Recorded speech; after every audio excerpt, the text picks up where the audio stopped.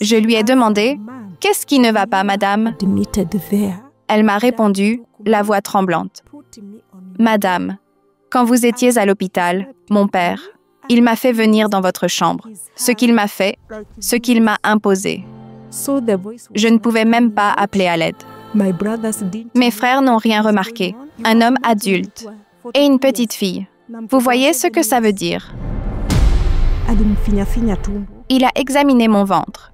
Puis il vous a dit que j'étais enceinte. 2 mois déjà. Your daughter is pregnant. And the child inside her, almost like 2 months. So we were... Pendant qu'on discutait dans la maison, ma fille était dehors, au bord du désespoir. Parfois, les pires moments ne viennent pas avec des cris ou du bruit. Ils viennent dans le silence. Et cette nuit-là, le silence était fort. Ma fille m'a confié, en pleurs. « Madame, je préférerais disparaître. Mon père m'a menacée. Il a caché une arme. Si je parle, il a dit qu'il... Elle était si jeune. Comment porter un tel fardeau à son âge? Madame, l'arme est toujours là. Mon père m'a fait promettre de me taire. » Elle n'était qu'une enfant, même pas assez âgée pour comprendre ce que cela signifiait de porter ce genre de secret. Madame, en ce moment, nous parlions. Il y a un couteau sous votre matelas. Et papa m'a parlé et m'a dit que si je racontais cette histoire à quelqu'un, il s'occuperait de moi et me finirait avec ce couteau. Donc, madame, en ce moment, je pense au suicide, car il n'y a pas de solution, pas d'option. Madame, je vous ai dit, sinon mon père me tuera. C'est ainsi que commence l'histoire de Bita. Pas avec des statistiques, pas avec un avertissement, mais avec une petite fille perchée dans un arbre, essayant d'échapper à un cauchemar.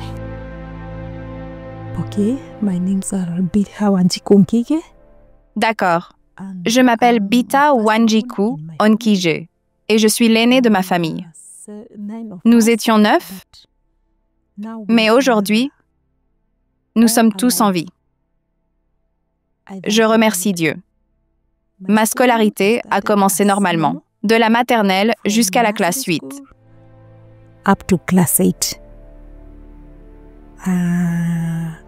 Mes parents n'étaient pas en bonne santé, donc je n'ai pas pu continuer mes études après la classe 8.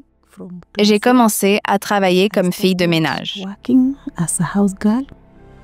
Avant de parler de survie, avant de parler de douleur et de force, il faut revenir à l'endroit où tout a commencé.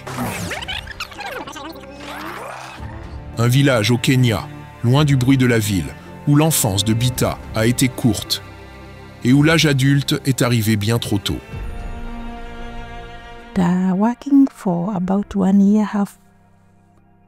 Après avoir travaillé pendant environ 1 an et 6 mois, j'ai rencontré un homme.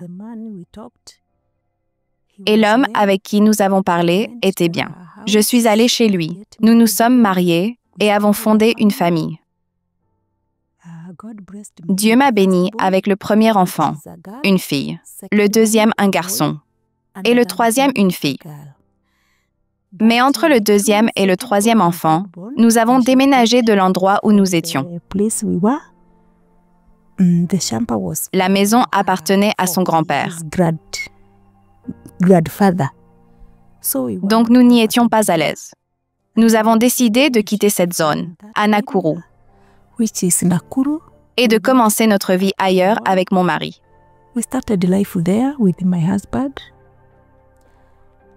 Après une courte période, mon mari est tombé malade et a été hospitalisé. Quand ma troisième fille avait 6 mois,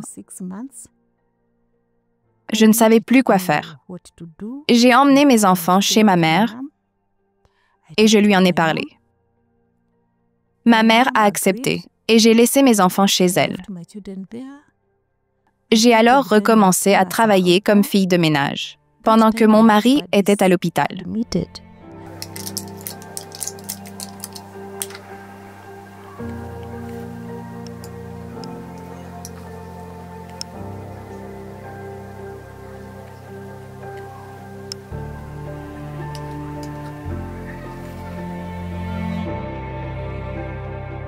18 ans et déjà mère, 17 ans et déjà épouse. Mais si vous lui demandez si c'était vraiment son choix, Je me suis mariée à 14 ans. J'ai terminé la classe 8 à 13 ans. Ensuite, j'ai travaillé un peu, quelques jours, puis je me suis mariée à 14 ans et j'ai eu mes premiers enfants à 18 ans. Ma vie a été très difficile jusqu'à aujourd'hui.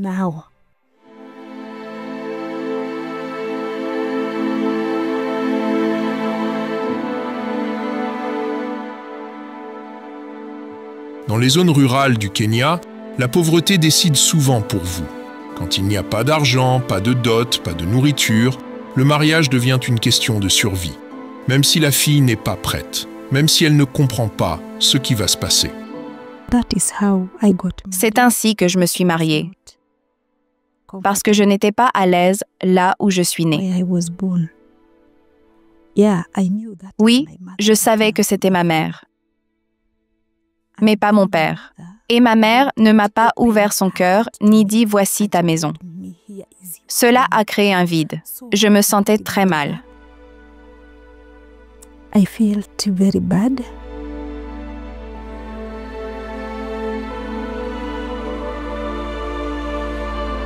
Pas de cérémonie, pas de discussion. Juste une fille, remise comme une tâche accomplie.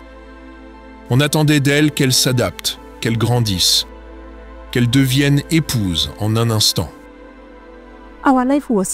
Notre vie était faite de fermes et de maisons. Pas de cuisine, pas de bain, pas de vêtements propres, pas de lavage de serviettes. Tout était confus. Ma vie était ainsi.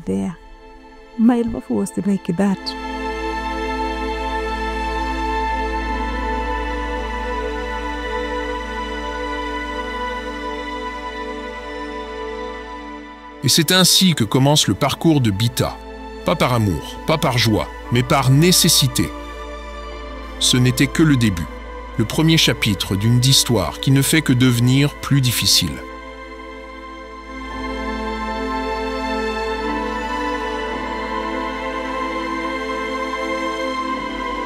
Certaines personnes reçoivent du soutien, des partenaires, des parents, des filets de sécurité. Bita n'a reçu rien de tout cela. Seulement des responsabilités et le silence. Ses beaux-parents sont venus et l'ont emmené à l'hôpital, puis transféré au Kijabi Hospital, sans me dire où mon mari était. Il est parti et n'est jamais revenu.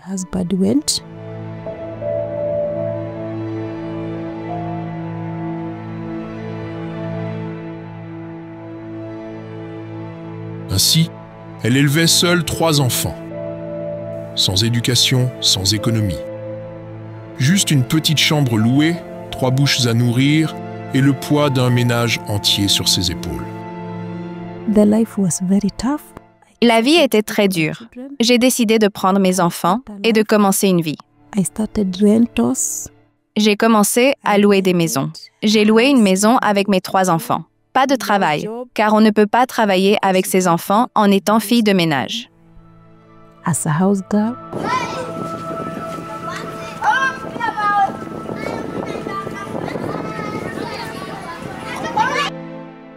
Il n'y avait pas de filet de sécurité, pas d'assistante sociale, pas de bons alimentaires, personne à qui parler. Alors elle a fait ce que beaucoup de femmes au Kenya font quand tout échoue. Elle a trouvé un moyen de survivre. J'ai décidé de préparer du thé, du mandazi, et j'ai commencé à vendre pour nourrir mes enfants et payer leur scolarité.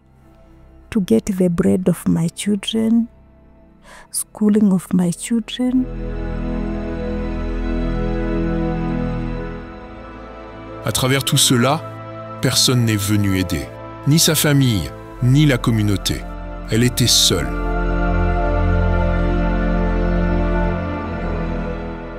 Mais dans cette lutte, on pouvait déjà voir une sorte de résilience qui refuse de s'effondrer.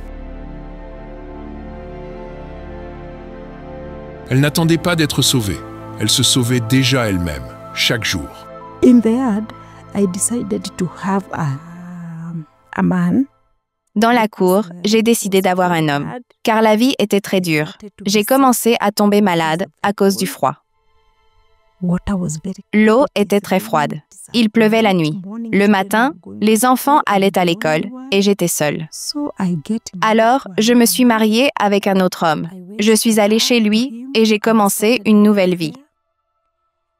Nous avons eu une autre fille, 4e enfant. Et je me suis occupée d'eux. L'homme a accepté de s'occuper des autres. Nous sommes restés là. Il était seul dans sa famille avec 2 sœurs, qui étaient mariées. Nous étions juste nous 2. Ses parents étaient décédés. Nous nous occupions de la ferme et de la maison de ses parents. Il n'y avait pas de beaux-parents.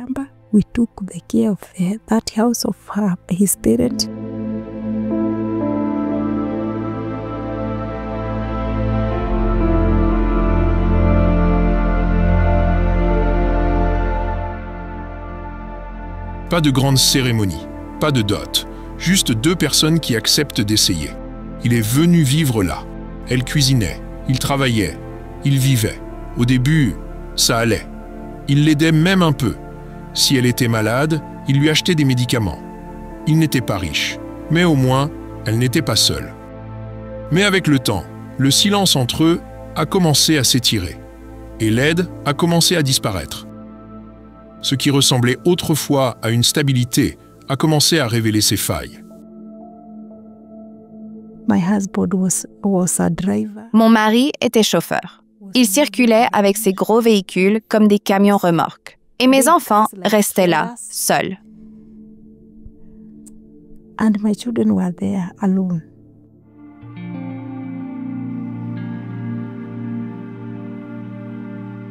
Il n'y avait pas de violence, mais il y avait de l'absence.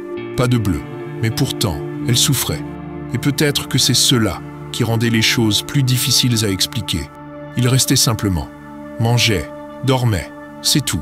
Même les enfants, ils ne demandaient rien à leur sujet. Ce n'était pas de l'amour, ce n'était pas un partenariat, c'était juste une autre personne dans la maison. Et Bita, encore une fois, portait tout le poids, seule.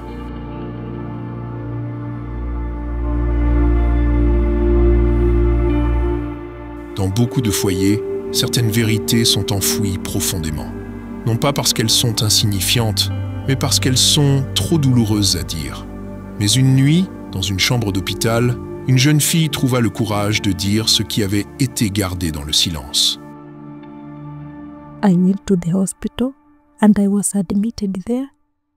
Je suis allée à l'hôpital et j'y ai été admise. Parce que le problème concernait le sang. Peu de sang. Et le bébé avait 7 mois.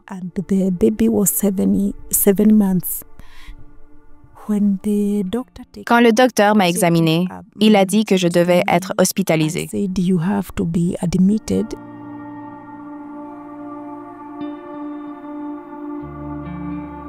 Alors, quand elle est revenue, sa fille lui a dit, je lui ai parlé, « Qu'est-ce qui ne va pas, maman ?» Elle a répondu, « Maman, quand tu as été hospitalisée, papa m'a prise et m'a mise sur ton lit.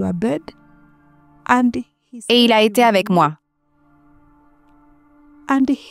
Et il a utilisé sa main comme ceci. » La voix ne sortait pas. Mes frères ne savaient pas ce qui se passait. Ce que sa fille a raconté ensuite a laissé Bita sous le choc. Elle ne savait pas encore quoi faire. Je ne savais pas encore quoi faire. J'ai dit à ma fille, « Peux-tu entrer et me dire ce que tu es en train de me raconter maintenant ?» Alors que papa écoutait. Ma fille tremblait, même les lèvres. C'était choquant.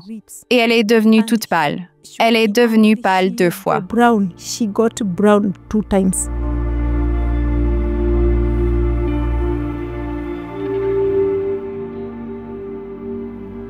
Elle a dit que cela s'était produit plus d'une fois. Et elle avait peur de le raconter. Lorsqu'elle a entendu cela, elle a eu l'impression de ne plus pouvoir respirer. Maman, demande-lui. Il est là. Je lui ai parlé. Je l'ai appelé par son nom, Camo. Quand j'étais à l'hôpital, en train de mettre au monde notre enfant, toi, pendant ce temps, tu as profité de ma fille. And you are taking care, you are raping my daughter. Moi, je te soutenais dans cette épreuve. Et toi, tu as trahi ma confiance sous notre propre toit. Je t'avais laissé veiller sur eux. Mais au lieu de les protéger, tu les as entraînés dans ta chute. Qu'est-ce que c'est que ça? What is this?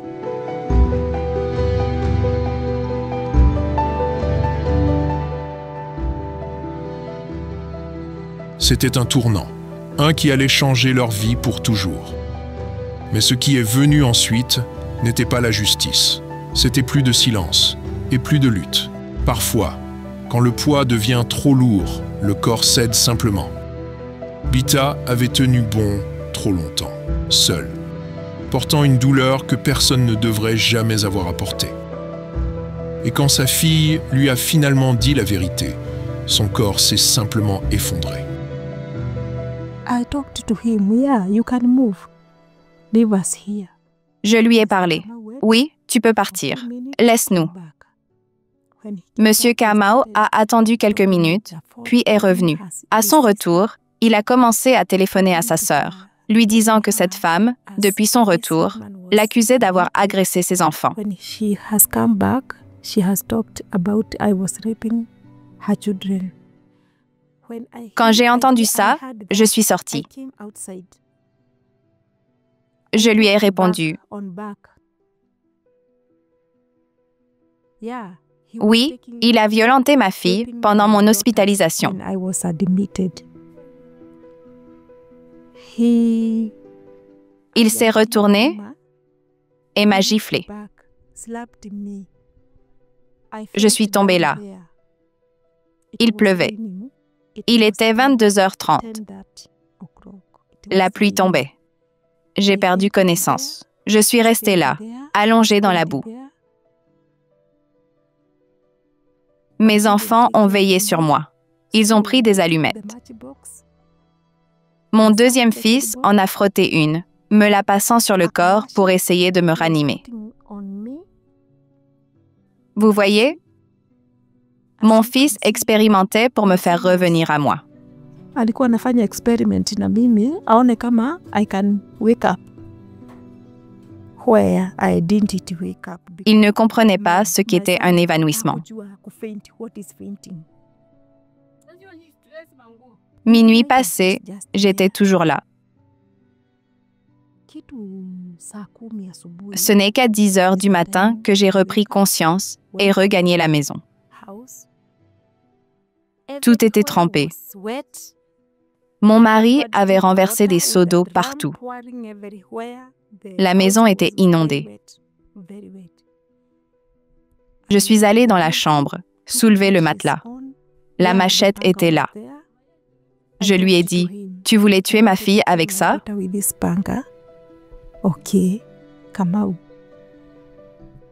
Écoute bien, Camo.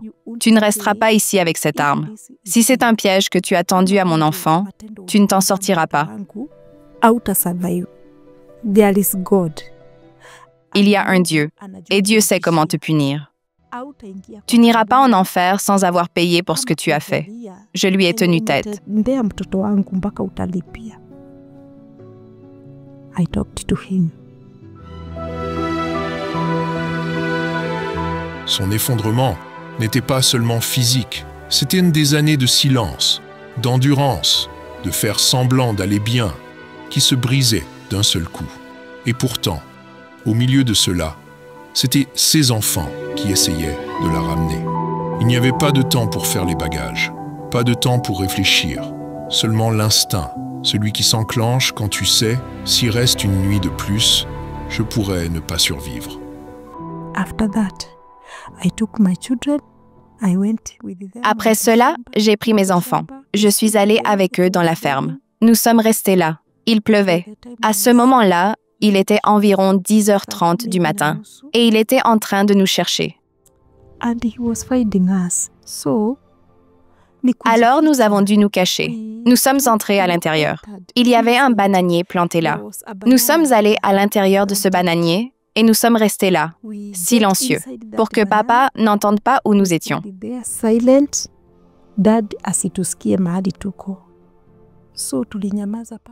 Nous nous sommes cachés là, avec un nouveau-né. Tu peux imaginer. Je venais d'avoir un fils. Cette grossesse, cet accouchement. L'enfant avait 2 jours.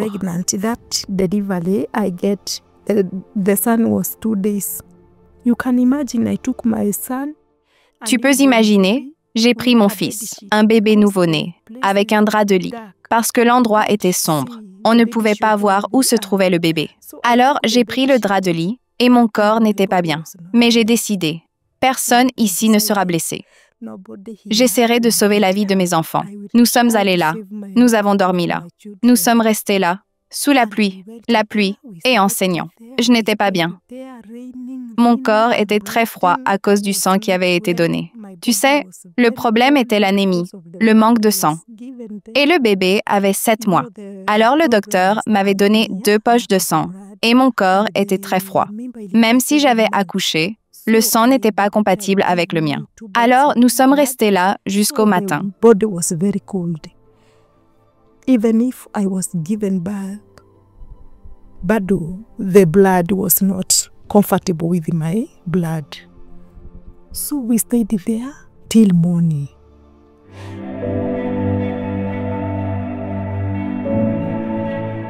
Il existe une forme particulière de bravoure qui naît du désespoir. Sans plan, sans destination.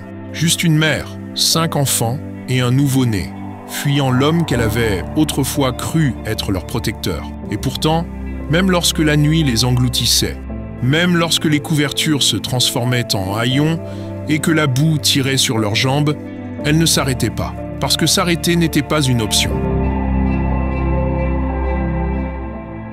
Après tout ce qu'elle avait enduré, le silence, la fuite, la tempête, Beta trouva la force d'aller voir la police, de demander de l'aide, de demander protection, de raconter ce qui s'était passé.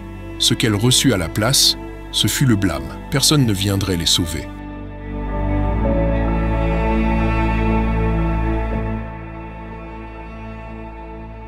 Alors Bita devait trouver un moyen de se sauver elle-même et de sauver sa fille. Mais le faire publiquement signifiait tout risquer. Elle imagina alors un plan, simple et brillant. Elle prit son panier, saisit la main de son enfant et fit semblant de n'aller que vendre des légumes.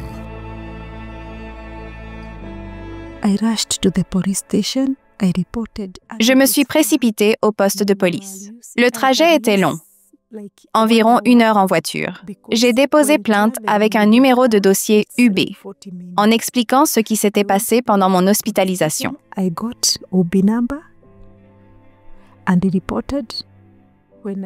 Mon mari a commis l'impensable avec ma fille. Les policiers sont arrivés, furieux contre moi.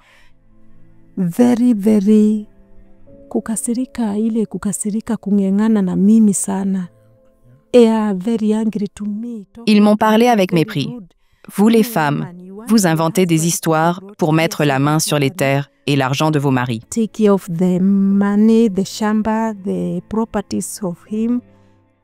Je vous connais, vous êtes toutes pareilles.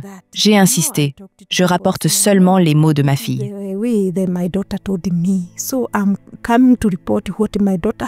Je n'étais pas présente, mais je transmets ce qu'elle m'a confié.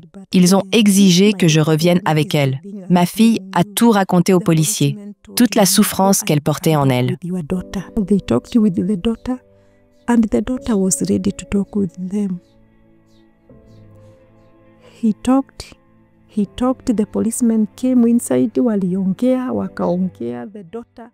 Après l'avoir longuement interrogée, ils ont décidé d'aller à l'hôpital pour des examens.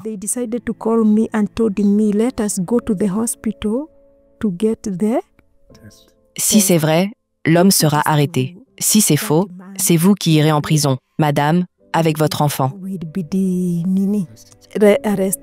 If it is not true, you, mom, with your kid, you are going inside.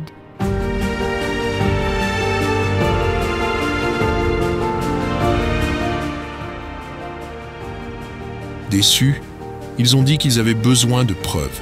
Des preuves, comme si la parole d'une mère ne suffisait pas, comme si les ecchymoses avaient besoin de paperasse, comme si la voix de sa fille ne valait pas la peine d'être écoutée. C'est une cruauté que beaucoup de femmes connaissent trop bien, quand ceux qui sont censés te protéger te repoussent, non pas parce qu'ils ne comprennent pas, mais parce qu'ils ont déjà décidé que ton histoire ne valait pas la peine d'être entendue. Le système conçu pour protéger les victimes devient souvent leur premier agresseur. Au Kenya, la mère a fait face immédiatement au blâme de la victime lorsqu'elle cherchait la justice. The doctor took the test. Imagine, alimfinya-finya tumbo. Le docteur a fait le test. Imagine, il a pressé son ventre et il m'a regardé. Madame, votre fille est enceinte et l'enfant en elle presque 2 mois. The child inside her almost like 2 months. Certaines vérités tombent comme le tonnerre. Il n'y a pas de préparation, pas de moyen d'adoucir le choc. Juste une phrase et tout change. Ce qui avait commencé comme une simple visite médicale s'est transformé en pire cauchemar d'une mère. Sa fille de 12 ans attendait un enfant et les circonstances pointaient vers une trahison venue de quelqu'un en qui elles auraient dû avoir confiance. Ce n'était pas seulement du courage, c'était une stratégie. C'était une mère qu'on avait rejetée, doutée, trahie, décidant d'agir quand même, avec rien d'autre que sa voix, son enfant et un panier tressé plein de courage. Parfois, rapporter la vérité signifie se cacher au grand jour.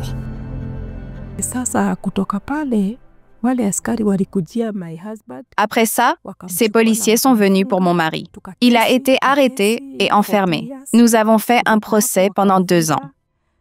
Et après cela, ils l'ont enfermé pour 24 ans. Je suis restée avec mes enfants, à m'occuper d'eux, seule. Je suis tombée malade. Et quand je suis tombée malade, il n'y avait rien que je puisse faire. J'étais juste ici, à la maison. Je suis tombée malade du dos et ça a affecté mes jambes. Pendant 3 ans, au lit, je n'ai jamais rien fait. Les enfants se sont occupés de moi. Je rends grâce à Dieu pour avoir mes enfants.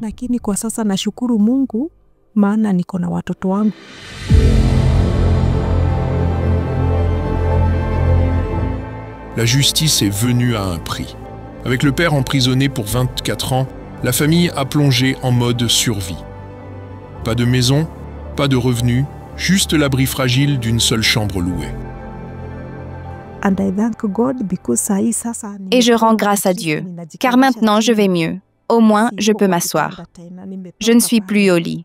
Je suis dehors. J'ai dormi là-bas pendant 3 ans. Mais maintenant, je rends grâce à Dieu. Je vais mieux.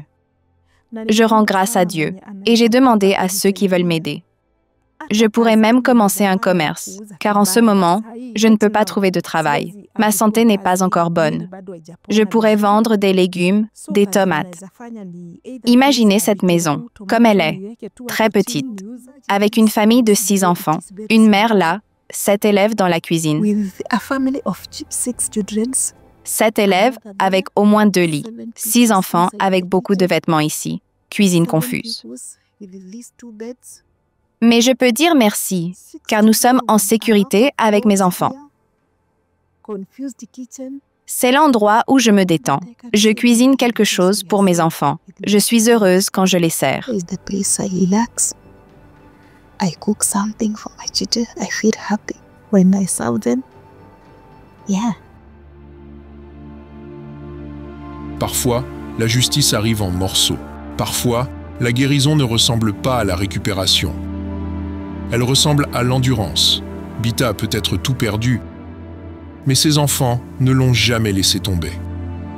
Mon enfant a été infecté par le virus et ils ont pensé que c'était une bonne idée de prendre mon enfant et de l'emmener au foyer pour enfants. Ainsi, ils pouvaient lui donner des médicaments. Parce que ces gens qui restent à l'intérieur, ils peuvent faire n'importe quoi à un enfant. Ils ont pris mon enfant et l'ont emmené au foyer pour enfants de Nakuru et je suis rentrée seule à la maison.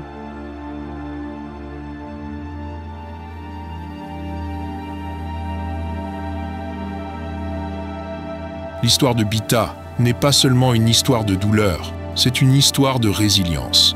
C'est le courage qu'il faut pour rester debout quand tout et tout le monde essaie de te réduire au silence. Elle n'était pas riche, elle n'était pas puissante, et pendant longtemps, on ne l'a même pas cru.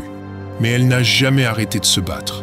Pas quand son mari est tombé malade, pas quand son deuxième mariage est devenu violent, pas même quand la police a dit qu'elle inventait tout. Elle n'a pas fui, elle ne s'est pas cachée. Elle a dit la vérité, à voix haute, même quand cela mettait sa vie en danger. Et à cause de cela, ses enfants sont là, vivants, en train de guérir, plus forts que la tempête qui a tenté de les briser. Peut-être que c'est ça, vraiment, survivre.